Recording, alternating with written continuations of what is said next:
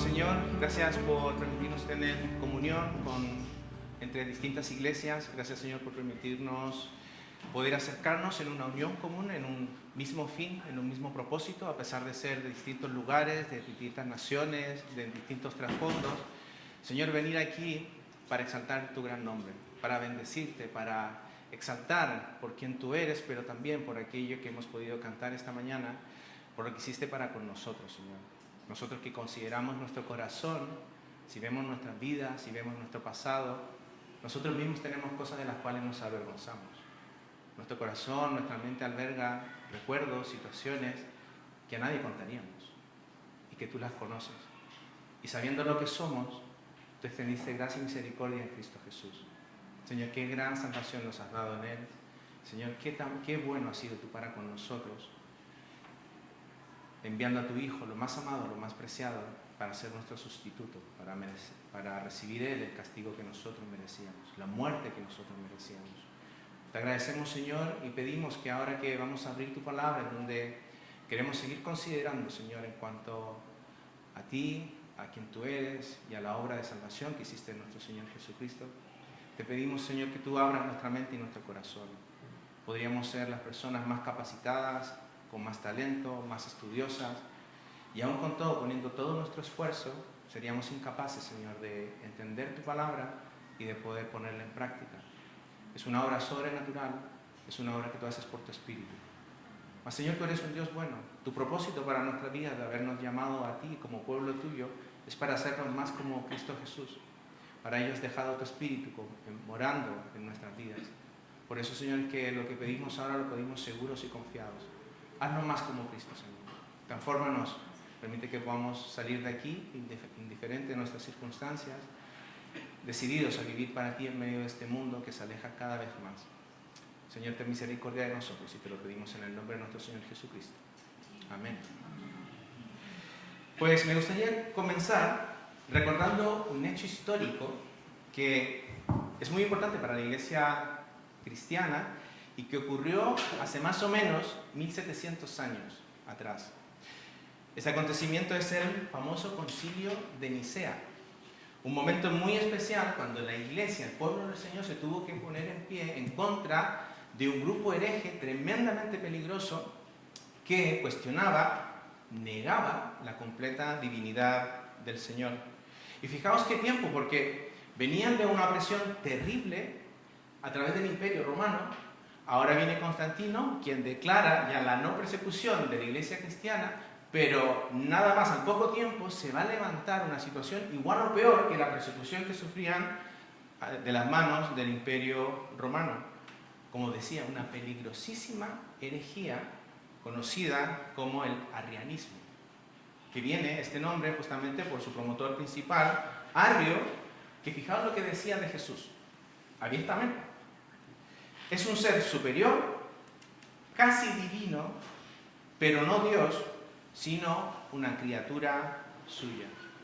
Hermanos, los cimientos del cristianismo eran zarandeados por este hereje y sus seguidores, y por la gracia del Señor, después de este concilio, tal herejía fue condenada y proclamado uno de los credos más profundos teológicos de la historia cristiana y que ha sido de mucha bendición para su pueblo en cuanto a quién es Cristo Jesús, su persona y su obra para los hombres. Dios encarnado. Dios vino a este mundo, el Verbo se hizo hombre para venir a dar salvación. Y por si a alguien le interesa conocer este credo, se lo podéis pedir a Alejandro y él gustosamente os enviará una copia de ello. Y quizás, hermano, a lo mejor esto te parece tremendamente lejano. Ocurrió hace 1700 años y eso fue una situación, un conflicto que tuvieron que vivir otros hermanos, pero no nosotros. Pero basta que nos demos una pequeña vuelta por una de estas librerías cristianas de hoy y poner atención a los libros que se venden allí sobre Jesús. Basta que nosotros, que nos gusta escuchar alguna predicación, vosotros que ahora tenéis un canal con vuestras predicaciones y pongáis allí, pues veréis cómo salen por todos lados los anuncios de estos jovencitos tan guays, tan alegres, que te invitan a participar en la iglesia de los santos de los últimos tiempos, en donde niegan abiertamente la divinidad del Señor. Si pasáis por el metro, ahí en la boca o la salida de los hospitales, pues tenéis otro grupo. A esta gente tan amable llamada los testigos de Jehová. Que aquí en España se han cambiado su nombre para parecer aún más inofensivo y se llaman testigos cristianos de Jehová. Pero que, como bien sabéis, niegan la completa divinidad del Señor. Y más en internet, más basura, de cuando en cuando, sectas y o sus líderes buscando sus 5 minutos de fama a costa de cualquier necedad, y ahí tenéis los que ahora proclaman que Dios es un Dios cuatridimensional. Entonces, hermanos, estos ejemplos, muy pocos ejemplos, nos sirven para mostrar algo. Nosotros seguimos enfrentando el mismo problema. Nosotros seguimos en medio de ese mismo conflicto, en el mismo desafío ante aquellos que quieren pervertir la doctrina de nuestro Señor Jesucristo, nuestro Señor y Salvador. Lo bueno, hermanos, que a lo largo de toda la historia, la respuesta de la Iglesia ha sido exactamente la misma. Considerar las excelencias de nuestro Señor Jesucristo, que nuestros pies estén absolutamente fundamentados, firmes, cimentados en las excelencias de nuestro Señor Jesucristo. Y eso es lo que vamos a considerar hoy, y el pasaje que vamos a ver nos guía como una roca inamovible para nuestros pies sobre quién es nuestro Señor, el Hijo de Dios y nuestro Salvador. Así que os invito a que vayáis a la carta de los Hebreos, Carta a los Hebreos, y vamos a estar en el capítulo 1, en los primeros 4 versículos.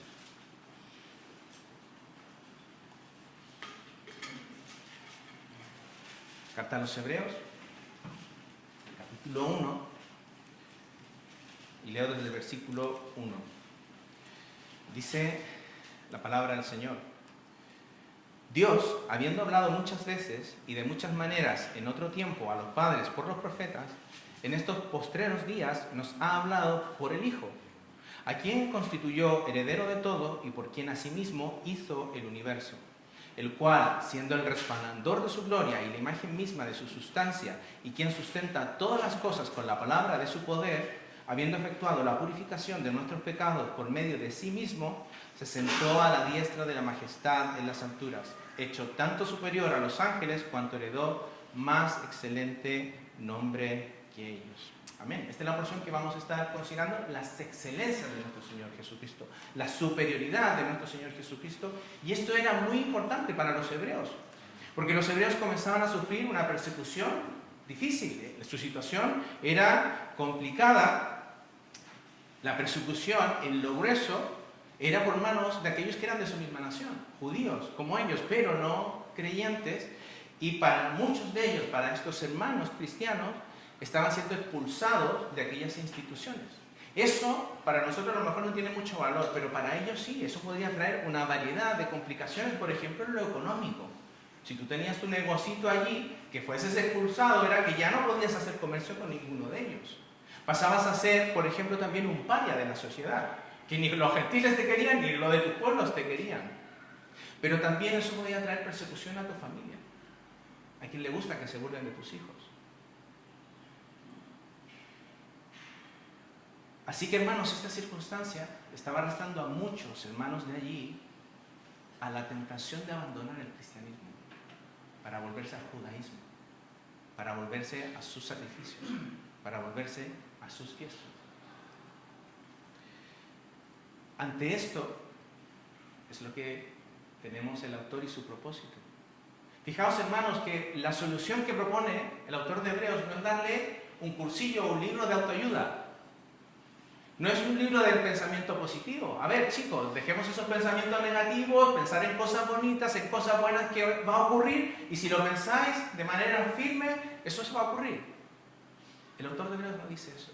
Dice considerar las glorias de nuestro Salvador, considerar la excelencia de nuestro Señor Jesucristo, considerar la superioridad sobre todo de nuestro Señor Jesucristo. En Él se podrían mantener firmes sus pies, en Él, considerando sus glorias, podrían permanecer firmes en su fe. Pero no solo eso, hermanos. El autor de los Hebreos, si recordáis, deja una advertencia, varias advertencias en esta carta, considerando la superioridad de nuestro Señor Jesucristo. que fuera de Él no hay nada más que condenación y perdición. Que fuera de nuestro Señor Jesucristo, despreciar su obra, no encontraríamos otra cosa más que condenación. Así que si había algo que temer, no era de los hombres, no era de aquellos que los perseguían. Si había algo que temer, hermanos, era despreciar a Cristo, su persona y su obra. Así que, hermanos, considerando y comenzando en cuanto a esta exaltación que hace el autor de Hebreos, lo primero que vemos está en el versículo 1 y la primera parte del versículo 2, de que Cristo es la última y mejor revelación. Cristo es la última y mejor revelación del Padre. Y en el versículo 1 comienza con algo que parece muy obvio, pero que nosotros debemos recordar. Dice, Dios habiendo hablado. Dios se dio a conocer. Dios de su iniciativa nos habló. Se dirigió a nosotros, se reveló a nosotros. Y hermanos, qué bueno es esto. Qué bueno es saber que Él nos habló y que no nos dejó a nuestros propios pensamientos, de que nosotros vamos aquí a considerar cómo nos gustaría que fuese Dios. O no nos dejó a manos de ese iluminado de turno que viene a decirnos que recibió una revelación sobre cómo es Dios. Qué bueno es saber que Él se dio a conocer a nosotros, hermanos, y que lo que tenemos aquí no son ideas humanas. Es lo que Él quiso dejar para nosotros, hermanos míos. Y que por lo tanto nosotros siempre mostramos reverencia a su palabra, y algo muy importante, sobre todo pensando en estas herejías, nosotros no tenemos derechos sobre la Biblia. Nosotros no tenemos derecho a manipular la Biblia, nosotros no tenemos derecho a cambiar la Biblia o a sacar porciones de ella. Todos aquí hemos escuchado alguna vez comentarios sobre la iglesia. Que la iglesia está anticuada, que la iglesia tiene que modernizarse, que la iglesia se tiene que actualizar, que la iglesia se tiene que adaptar a los tiempos, que el hombre de hoy no es el mismo de hace siglos pasados. El hombre es más moderno, más sabio, y la iglesia tiene que prepararse para estos tiempos, hermanos. Pero esos comentarios solo llevan a la irreverencia y a la incredulidad. Porque el pueblo de Dios hace todo lo contrario. Se somete a la palabra, muestra un respeto absoluto a la palabra de Dios, y es más, está dispuesta a sufrir persecuciones por la palabra de Dios, y está dispuesta a sufrir la muerte por mantenerse fiel a lo que dice la palabra de Dios. Así que Dios nos habló, y ahora el autor de Hebreos también nos dice en el versículo 1 de que en primera instancia lo hizo de manera progresiva. Fijaos en el versículo 1, otra vez, Dios habiendo hablado muchas veces y de muchas maneras en otro tiempo a los padres por los profetas. Fijaos, la revelación del Señor la hizo como muchas sectas dicen, que bajó un libro del cielo y que cayó ahí sobre una roca. Pues no fue así. Lo hizo poco a poco. Y si os dais cuenta, ahí en el versículo 1 dice en otro tiempo, y luego en el siguiente versículo va a decir en los postreros días. Aquí hace la división clara entre lo que es el Antiguo Testamento y el Nuevo Testamento, lo que consideramos nosotros. Así que en el Antiguo Testamento, en esos otros tiempos, el Señor fue hablando poco a poco de aquel que se había prometido en Génesis 3:15, ¿recordáis? Aquella promesa, aquella simiente que vendría, que aplastaría la cabeza de Satanás. Poco a poco, a través de estos profetas, el Señor fue enseñando y revelando cada vez más luz sobre aquel Salvador. Romanos capítulo 1, los primeros 2 versículos, dice Pablo, siervo de Jesucristo, llamado a ser apóstol, apartado para el Evangelio, y fijaos lo que dice ahora, que Él había prometido antes por sus profetas. En el Antiguo Testamento hablaban, mencionaban, prometían de aquel Salvador, acerca de su Hijo, nuestro Señor Jesucristo. Y esto no es un desprecio al Antiguo Testamento.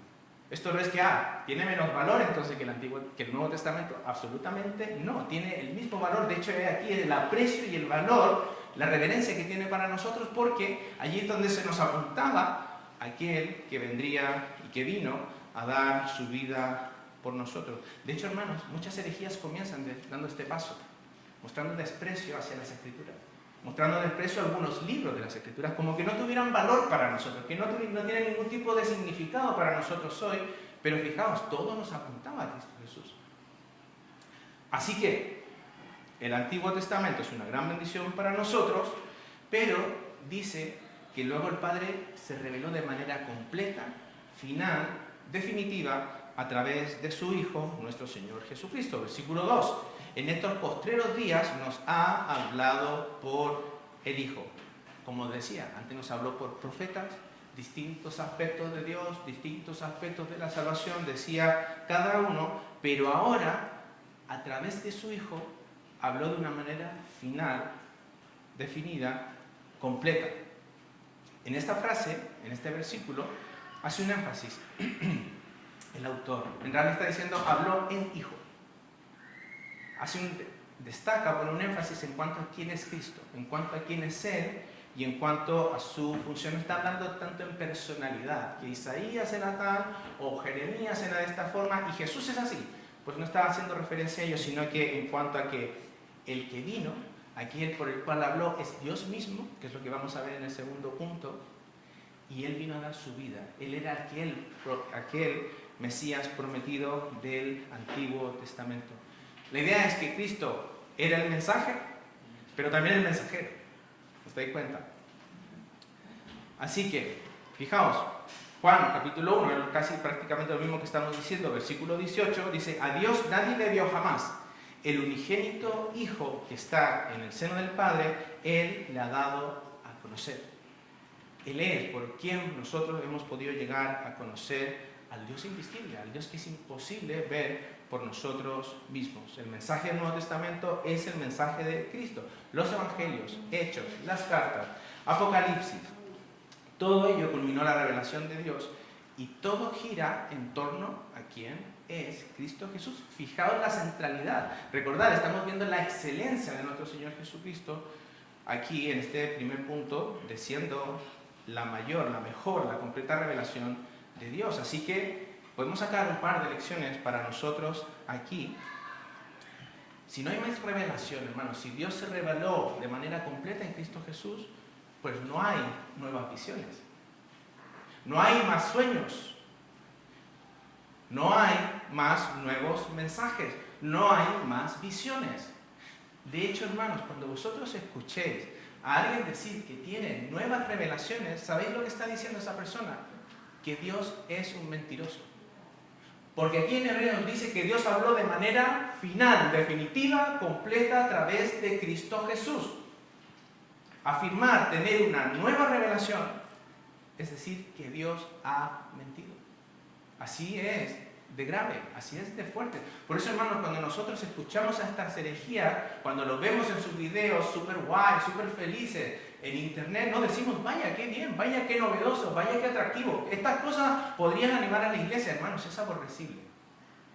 Es absolutamente aborrecible. Pero también, en segundo lugar, hermanos, algo muy importante para la iglesia. A veces a nosotros nos parece que esta visión cristocéntrica de las Escrituras es demasiado.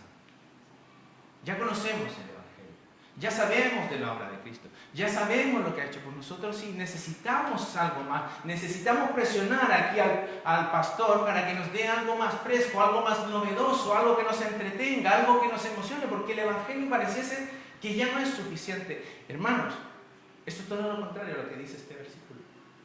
Porque Dios, que nos habló, todo lo puso en torno a nuestro Señor Jesucristo, a las excelencias, a la superioridad de nuestro Señor Jesucristo. Por eso es que no hay mayor gozo que su Evangelio y que su palabra para nosotros. Así que, hermanos, fijaos cómo ya el autor de Hebreos está animando a estos hermanos, aquellos que estaban pensando en abandonar el cristianismo para irse al judaísmo. Colosenses capítulo 2, versículos 2 al 4. Dice, para que sean consolados sus corazones unidos en amor, para alcanzar, fijaos, todas las riquezas del pleno entendimiento a fin de conocer el misterio de Dios el Padre y de Cristo Jesús. Y nosotros a veces decimos que ya conocemos el Evangelio, que ya es suficiente para nosotros, que no nos sorprende. Dice, a fin de conocer el misterio de Dios el Padre y de Cristo, en quien están escondidos todos los tesoros de la sabiduría y del conocimiento. Pero prestad atención a lo que dice luego, a base de ese entendimiento de nuestro Señor, a base de profundizar en que nuestro Señor, en quien están escondidas todas las riquezas, todos los tesoros de la sabiduría. Y esto lo digo para que nadie os engañe con palabras persuasivas. Así que los hebreos encontraban gran consuelo y ánimo para permanecer fieles, viéndola, contemplando la superioridad de nuestro Señor Jesucristo. de que Él era, de que Él es la revelación definitiva del Padre. Pero también recordáis, Hebreo contiene advertencia, de que tomar en cuenta estas herejías, de que querer echar para atrás es despreciar a Cristo y su obra. Así de grave es el querer o el echar atrás en cuanto al cristianismo y el Evangelio. Así que el primer llamado a permanecer firmes y fieles en nuestro glorioso Señor, sabiendo que Él es la revelación definitiva del Padre. En segundo lugar, y hermanos, esto es maravilloso lo que vamos a poder ver a través del autor de Hebreos, porque nos va a mostrar su superioridad, su excelencia, contemplándonos a Él, contemplando su persona y contemplando su obra. En la segunda mitad del versículo 2 hasta el versículo 4 nos habla de ellos, hermanos, y quisiera que pudierais iros hoy considerando de que Jesucristo es simplemente inigualable, hermanos. No hay otro como Él. Él es Dios mismo, a este Dios que hemos cantado, glorioso, supremo, incomparable, pero es aquel también que vino a este mundo a dar su vida por nosotros, a hacer esa obra de redención única e insuperable. Así que en la primera porción del versículo, de la segunda mitad del versículo 2 a la primera parte del versículo 3, el autor nos va a dejar unas distintas características que apuntan a su completa divinidad. No medio divinidad, no creado muy poderoso, no, completamente Dios, la segunda persona de la Trinidad. Lo primero que menciona es que Jesús es dueño de todo. Él es el heredero, versículo 2, a quien constituyó heredero de todo. Nuestro Señor Jesucristo siempre ha sido glorioso, siempre ha sido majestuoso. Todas las cosas le pertenecen a Él. Él es Dios, Él es la segunda persona de la Trinidad. Y en esta porción hace referencia a su obra que Él hizo por nosotros como Mesías, como este ungido. En ese rol, ahora le pertenecen todas las cosas. Todo es de Él. Él tiene derecho sobre todas ellas. Él es dueño del universo. A Él le pertenece todo. A lo largo de su palabra, esto se confirma en muchos pasajes, hermanos, y solo represento 3 de ellos. Salmo 2, un salmo muy conocido por nosotros, versículo 6 en adelante, dice: pero yo he puesto mi rey sobre Sión, mi santo nombre, yo publicaré el decreto, Jehová me ha dicho, mi hijo eres tú, yo te engendré hoy, pídeme y te daré por herencia las naciones y como posesión tuya los confines de la tierra. Y eso es lo que vemos ahora en nuestro Señor Jesucristo después de su obra de redención. Apocalipsis capítulo 11, versículo 15, fijaos cómo es exaltado este Salvador. Los reinos del mundo han venido a ser de nuestro Señor y de su Cristo, y Él reinará por los siglos de los siglos. Hechos, capítulo 2, versículo 36, dice: sepa pues ciertísimamente toda la casa de Israel, que a este Jesús, a quien vosotros crucificasteis, Dios le ha hecho Señor y Cristo. A Él le pertenecen todas las cosas. Fijaos la igualdad que se nos está mencionando aquí. Hermanos, todo lo que le pertenece al Padre, ¿a quién le pertenece ahora? Al Hijo. ¿Veis una igualdad allí? Todo lo que pertenece al Padre ahora le pertenece al Hijo, y por lo tanto no hay otro superior que Cristo Jesús. No hay otro igual a Jesús. No hay otro de más majestad que nuestro Señor Jesucristo. Él tiene autoridad sobre todo. Y fijaos, hermanos, qué gran consuelo encuentran aquí los hermanos de Hebreos, que estaban pasando estas persecuciones, que estaban viendo pérdidas en su vida, físicas, afectivas, familiares, por seguir a Jesús. Pero ahora, ellos ven a su Salvador como el heredero de todo. Y quienes estamos en Cristo, ¿qué somos de Él? Coherederos de toda su riqueza. Y fijaos entonces cómo se apunta a un triunfo final asegurado en Cristo Jesús, que a pesar de que podamos ver pérdidas en nuestras circunstancias, en nuestra vida, si miramos a aquel que es superior en todo, excelso en todo, en Él tenemos una herencia asegurada que nunca jamás perderemos. Romanos capítulo 8, versículo 17 dice: y si hijos también herederos, herederos de Dios y coherederos con Cristo, si es que padecemos juntamente con Él, para que juntamente con Él seamos glorificados. ¿Habéis visto ese final? Seguro que nos menciona aquí, por estar en Él, en esa herencia que ganó para nosotros. La segunda característica que nos muestra el autor de Hebreos es algo que sin duda es una prueba absoluta de su deidad, que Él es creador. ¿Quién sino Dios tiene la potestad, el atributo, la capacidad para crear? Versículo 2 dice, y por quien asimismo hizo el universo. Jesús no es una criatura. Jesús no es un ser hecho por Dios. Jesús no es un simple maestro. Jesús no es un simple hombre muy sabio, sino que es el creador de todo lo que conocemos, el agente de la creación de todo lo que nosotros vemos. Juan, capítulo 1, seguramente muchos ya estáis pensando en esta porción. En el principio era el verbo, y el verbo era con Dios, y el verbo era Dios. Este era en el principio con Dios, y fijaos lo que dice ahora, todas las cosas por Él fueron hechas. Por Él fueron hechas, todas. Sin Él nada de lo que ha sido hecho fue hecho. Él es el creador de todo lo que nosotros conocemos.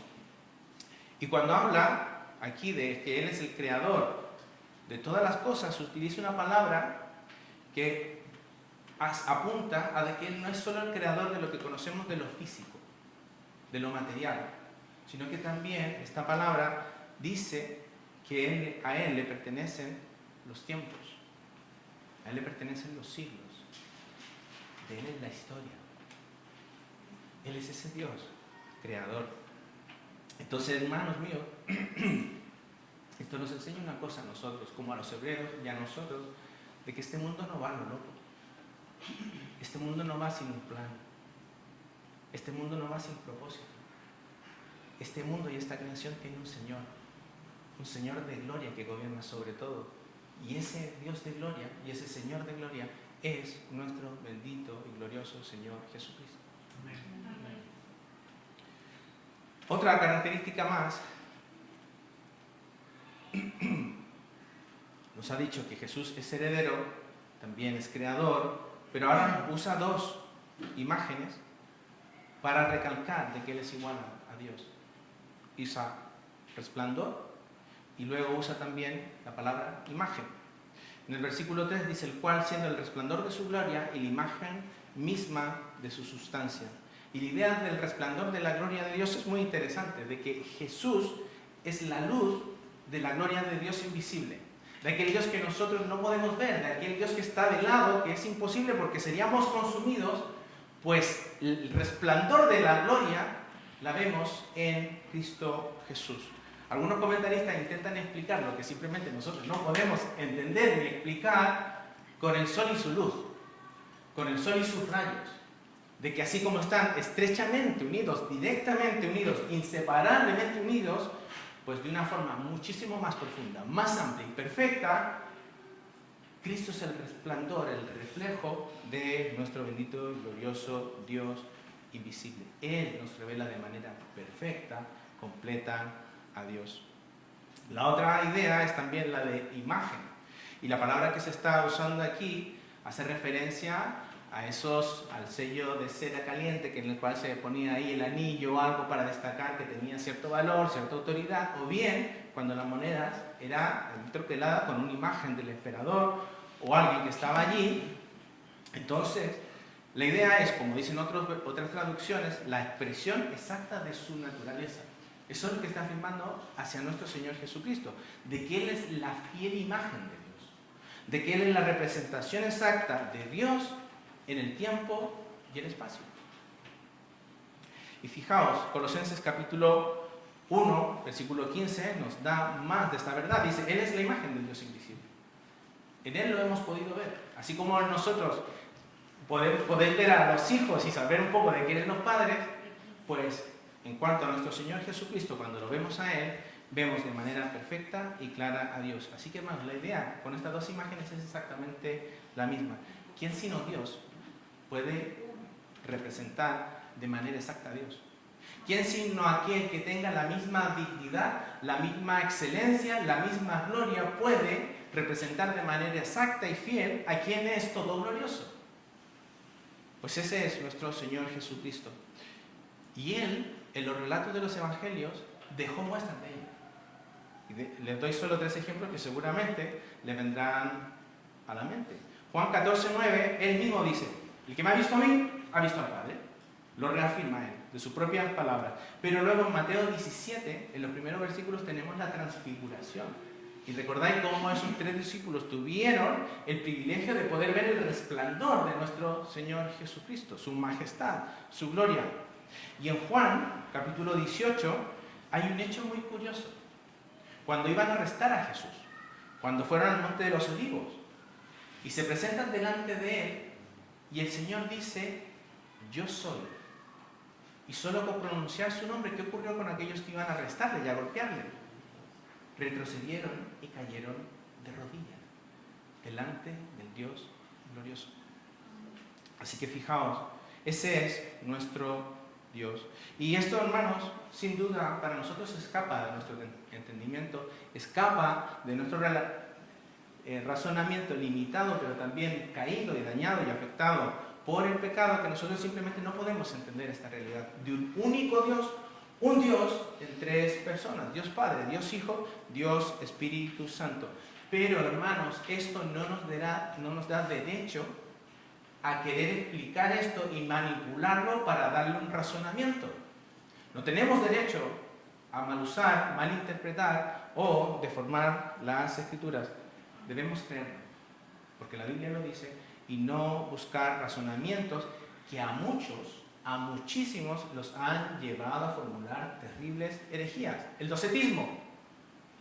El docetismo es alguien que se le ocurrió decir, bueno, aquí vemos que hay supuestamente una Trinidad, pero es solo un Dios y que tiene 3 sombreros. Y al rato se pone el sombrero del Padre, luego se pone el sombrero del Hijo y luego se pone el sombrero del Espíritu Santo.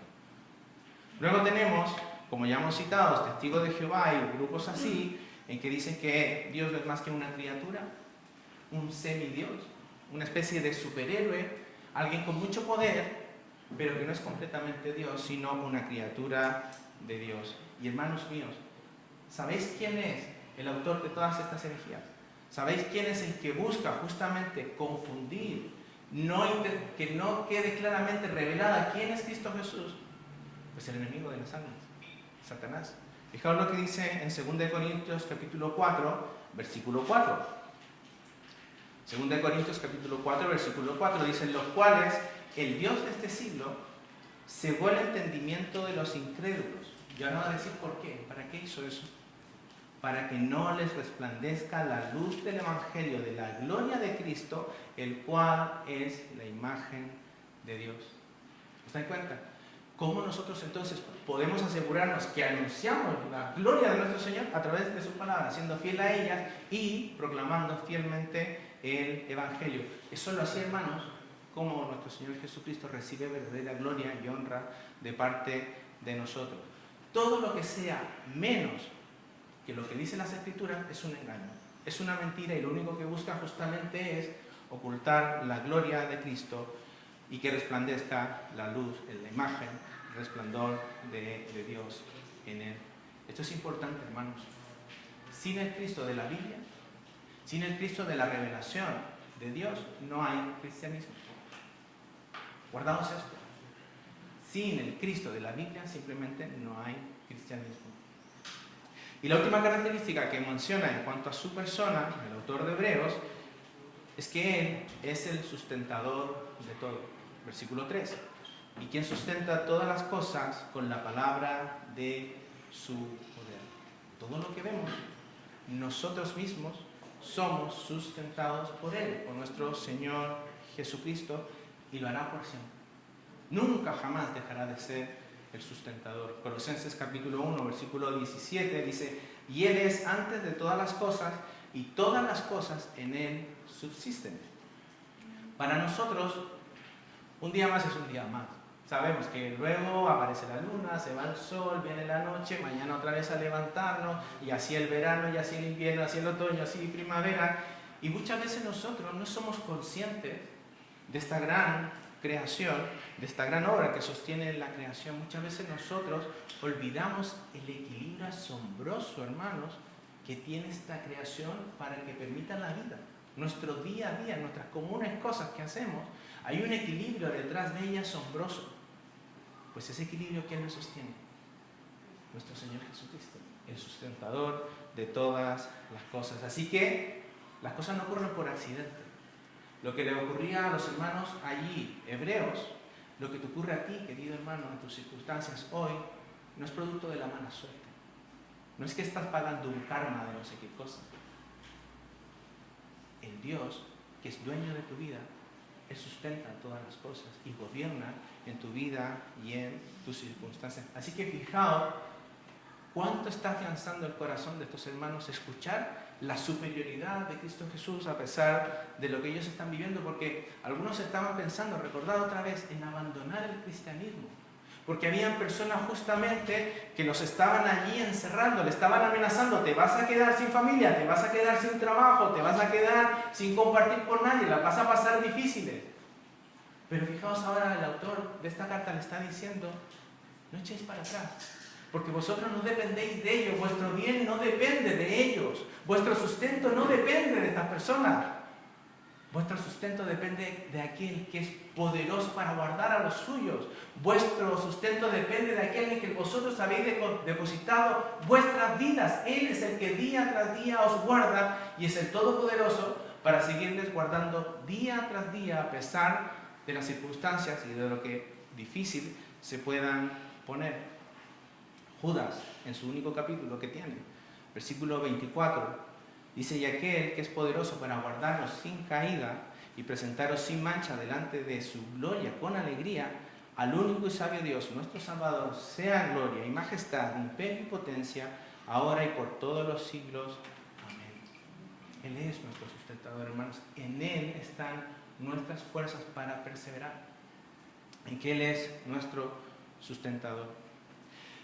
Así que, como dije al comienzo de este apartado, el autor de Hebreos no solo nos deja para considerar su excelencia en la persona de nuestro Señor Jesucristo, absolutamente asombroso, Dios mismo, la segunda persona de la Trinidad, sino que también lo hace considerando su supremacía, su excelencia en su obra de redención que hizo Él para con nosotros. Y esto lo vemos de manera ya mucho más breve. Y lo primero que va a mencionar allí, lo primero que va a resaltar, es que no puede haber otro Salvador como Él. No hay otro nombre. No hay otro en quien los hombres podamos tener el perdón de pecados. Dice en el versículo 3, habiendo efectuado la purificación de nuestros pecados por medio de sí mismo. Y esto, hermanos, es algo, como decíamos al comienzo, que nunca nos debería dejar de asombrar. Nuestro Señor Jesucristo es la segunda persona de la Trinidad, que moraba en la gloria eterna junto con el Padre, con el Espíritu. Y ese, que siendo Dios, vino a este mundo. Pero no vino para habitar en palacios, para mostrar su gloria, para mostrar su pompa, para mostrar su majestad a los hombres. No vino a ser un tipo de influencer en medio de esta sociedad, para mostrar cuán guay y cuán moderno era, sino que el que siendo Dios no escatimó el ser igual a Dios, sino que se humilló a sí mismo y tomó una naturaleza humana, 100%, igual a nosotros, pero sin pecado, para vivir la vida que nosotros no podíamos vivir y para ofrecerse voluntariamente para pagar la deuda que tú y yo no podíamos pagar. Aquel que siendo Dios se humilló hasta lo sumo, haciéndose un maldito para pagar nuestra deuda que nosotros teníamos con el Padre. Él es, como el autor de Hebreos luego va a desarrollar a lo largo de su carta, y como ahora muestra su superioridad, de que nuestro Señor Jesucristo es el sacerdote definitivo y el sacrificio definitivo. Así muestra las excelencias en cuanto a su salvación. Cristo es la única y gran salvación contra el terrible problema que teníamos encima, el pecado, y que traía la condenación eterna sobre nosotros. Fijaos cómo lo explica el autor más adelante en el capítulo 9 de la carta a los Hebreos. Versículo 11 dice, pero estando ya presente Cristo, sumo sacerdote de los bienes venideros, por el más amplio y más perfecto tabernáculo, no hecho de manos, es decir, no de esta creación, y no por sangre de machos cabríos ni de becerros, sino por su propia sangre, sacerdote, sacrificio, excelso, superiores, no hay como otros, no hay como Él. Y no por sangre de machos cabríos ni de becerros, sino por su propia sangre, entró una vez y para siempre en el lugar santísimo, habiendo obtenido eterna redención. Y luego más adelante, en este mismo capítulo, en el versículo 16, dice: pero ahora, en la consumación de los siglos, se presentó una vez para siempre por el sacrificio de sí mismo, para quitar de en medio el pecado. ¿Os dais cuenta de hacia dónde está dirigiendo de esta supremacía y las excelencias de nuestro Señor Jesucristo en su obra de expiación? Pero os dais cuenta que no lo está escribiendo para un seminario, no lo está escribiendo para alumnos que estudian y que están en una clase académica, lo está escribiendo una iglesia. Lo está escribiendo hermanos que están pasando dificultades por confesarse cristianos y que mediten, que profundicen en la obra de salvación de nuestro Señor Jesucristo, porque es esencial. Querido hermano, si tú estás en Cristo Jesús, en el Evangelio y en su obra, en ello te va la vida. En lo que hemos dicho recién, y en esta obra está tu vida eterna, en que Él lo que hizo te dio el perdón de pecados, que ningún otro puede hacer, ni que tú mismo podías hacer delante del Padre. Y en medio de esto, nosotros tenemos otra verdad abrumadora, del Dios hecho hombre, del Dios que vino a este mundo y tomó una naturaleza humana, de que Cristo Jesús es Dios con nosotros. Él es el Verbo hecho carne y Él es nuestro sustituto.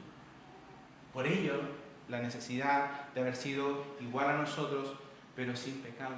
Y fijaos, tantas cosas que podríamos nombrar aquí, de herejías a las cuales muchos han llegado, de que Jesús era una especie de fantasma.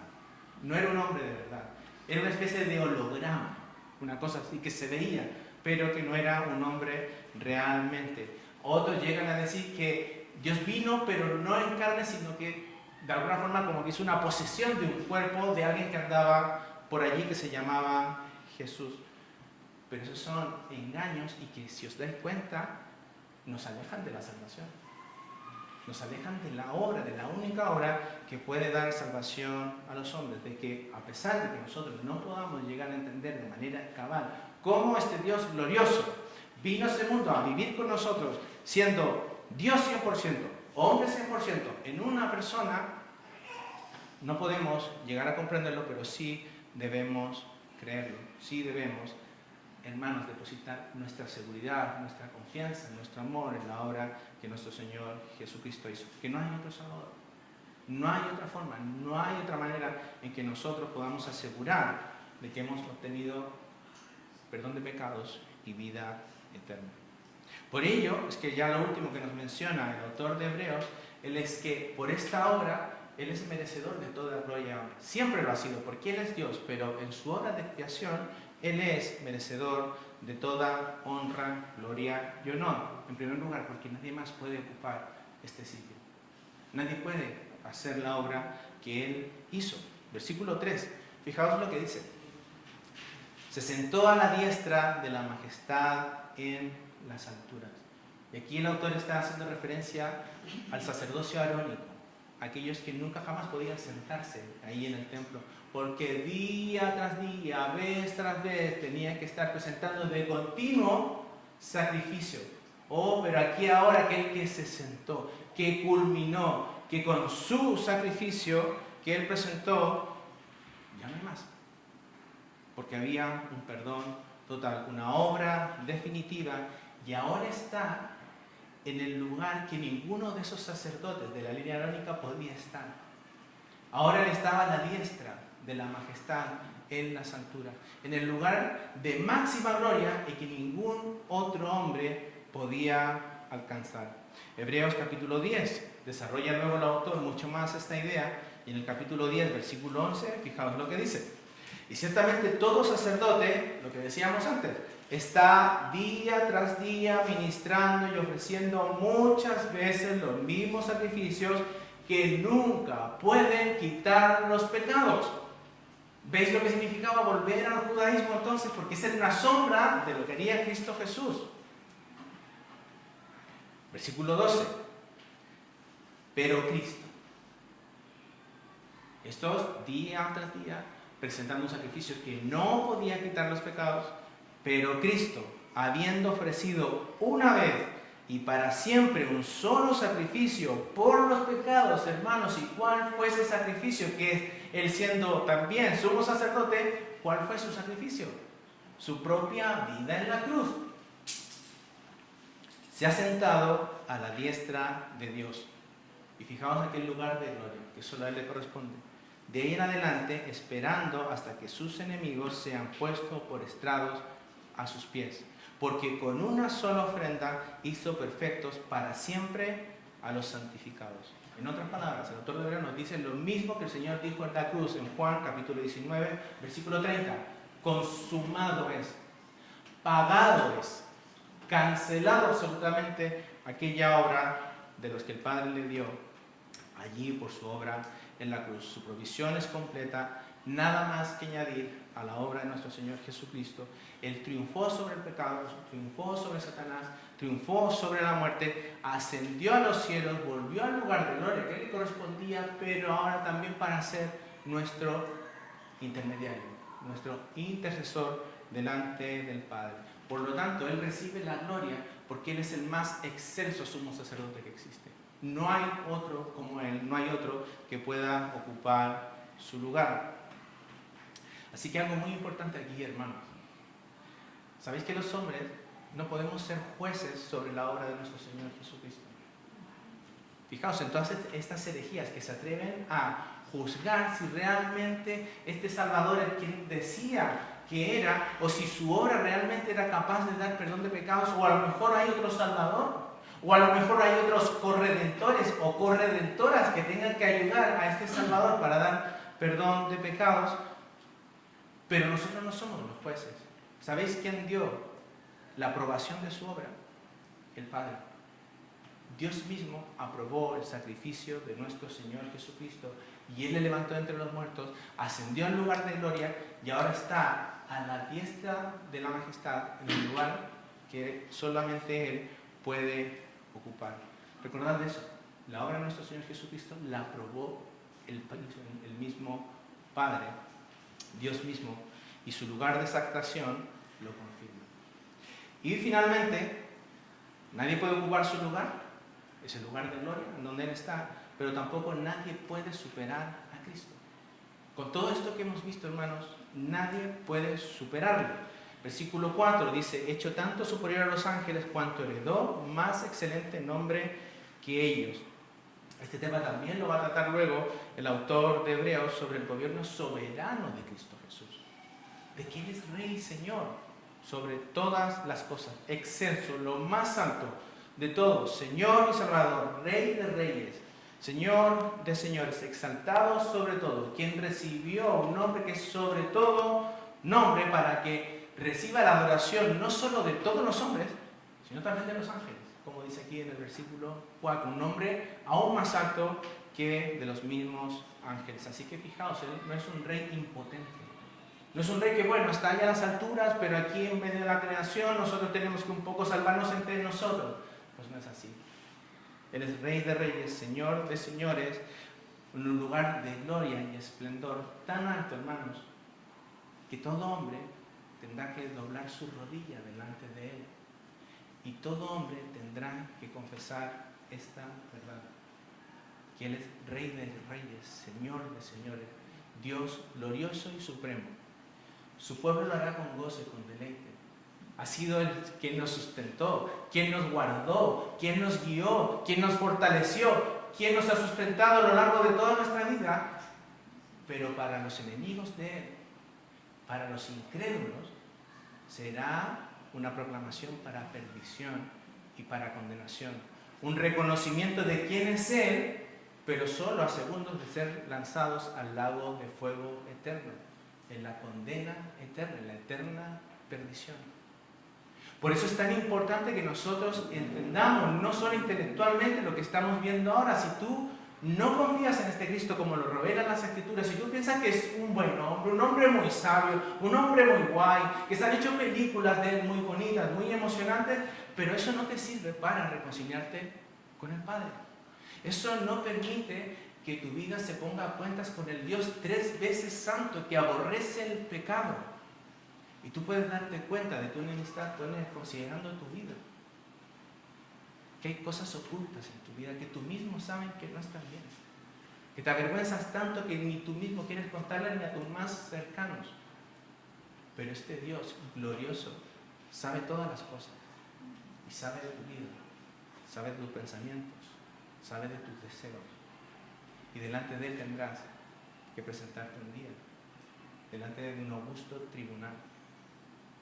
La única forma de que tú salgas llamado a vida, llamado a vida eterna, es que vayas revestido de una justicia que tú no puedes lograr.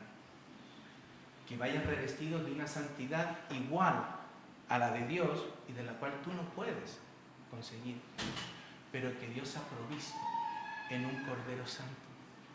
Dios ha provisto en un Cordero sin mancha, sin pecado, y que vino a este mundo para vivir la vida imposible, vivir una vida de amor, de santidad, de justicia, que dijese que hacer la voluntad del Padre era su comida y que con toda su justicia se presentase como un sacrificio completo, suficiente y único para pagar por el pecado y la deuda que otros tenían delante del Padre. Y eso es lo que hizo nuestro bendito y glorioso Salvador. Por eso hemos visto que esa es su gloria excelsa y de que Él ahora ocupa un lugar de gloria. Y que si confías en Él, si entregas tu vida a Él, si depositas toda tu confianza en que Él y solamente por Él, por quién es Él y su obra que hizo allí en la cruz, Dios dice que de ser un enemigo suyo, ahora eres su hijo. Y te mira como mira a su Hijo. Solo en Él hay perdón de pecados y vida eterna.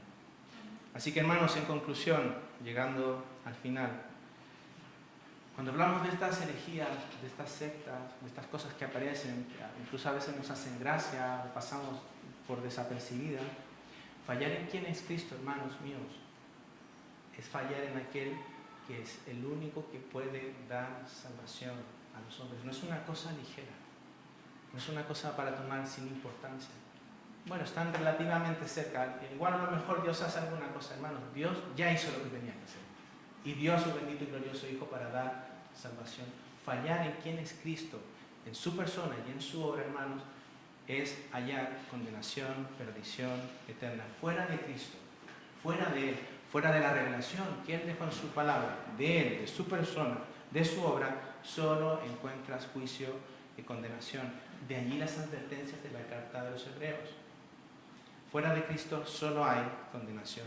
Pero por otra parte, para el pueblo del Señor, para los creyentes, como para los hebreos, como para nosotros, en todas nuestras circunstancias que nosotros podamos estar pasando, Cristo Jesús es nuestro seguro refugio. Cristo Jesús, hermanos, considerar su excelencia y su superioridad debe ser donde nuestros pies se ponen en aquella roca firme para ser sustentados y fortalecidos. Recordad lo que ha mencionado el autor de Hebreos. Él es Dios. Él es nuestro bendito y glorioso Dios.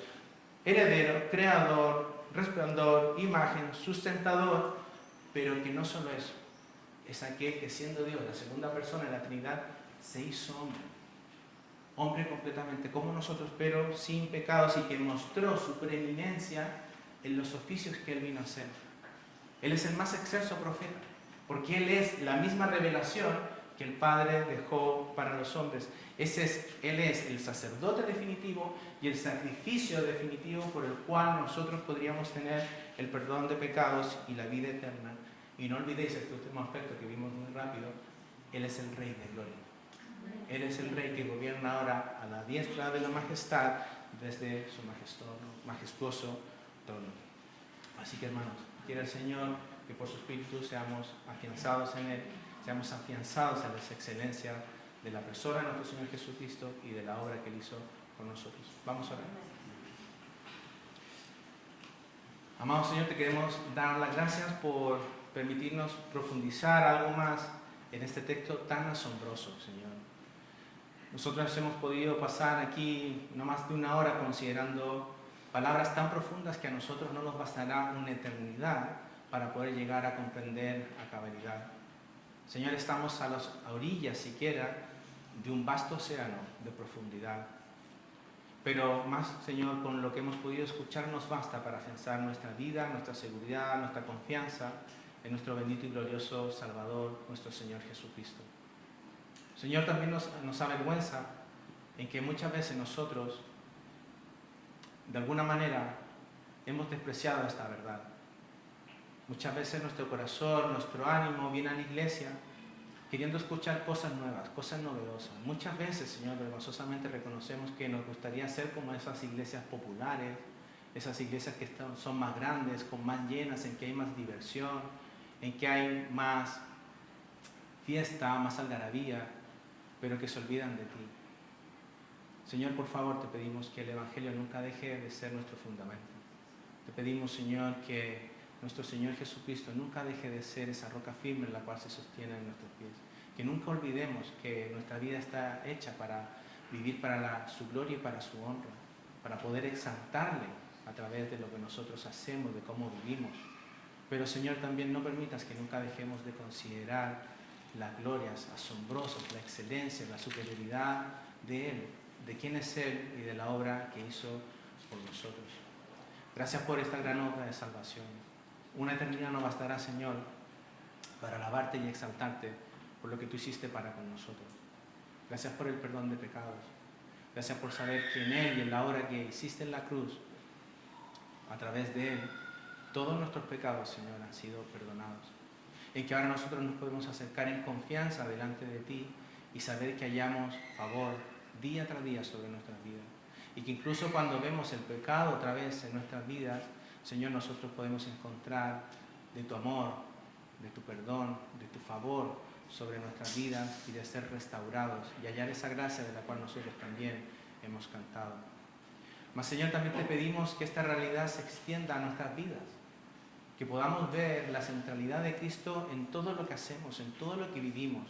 Pablo mismo dirá luego que ya sea que comamos o bebamos, lo hagamos para tu gloria, para tu honra. Así de grande es la centralidad de Cristo Jesús en nuestras vidas y así pedimos que pueda ser. Que no sea solo una cosa de domingo por la mañana, que no sea solo un momento en el cual nos vestimos de forma distinta y cantamos cosas distintas para luego volver al mundo y parecernos más a ellos. Pedimos, Señor, que tú nos sostengas y que a través de lo que hemos considerado hoy, de las glorias de nuestro Señor Jesucristo, podamos permanecer firmes, podamos aguantar la persecución, podamos aguantar el rechazo, podamos aguantar las dificultades, podamos, Señor, aguantar las vergüenzas. Pedimos, Señor, que tú nos consueles y afiances. Pedimos que tú animes a todos los hermanos que están pasando a lo mejor por circunstancias así en sus vidas. Pero también pedimos, Señor, por aquellos que están y siguen enemistados contigo, por aquellos que se niegan a creer algo que es tan evidente en tu palabra, por aquellos, Señor, que prefieren manipular tu palabra, por aquellos que prefieren evadir estas realidades y crearse un ídolo.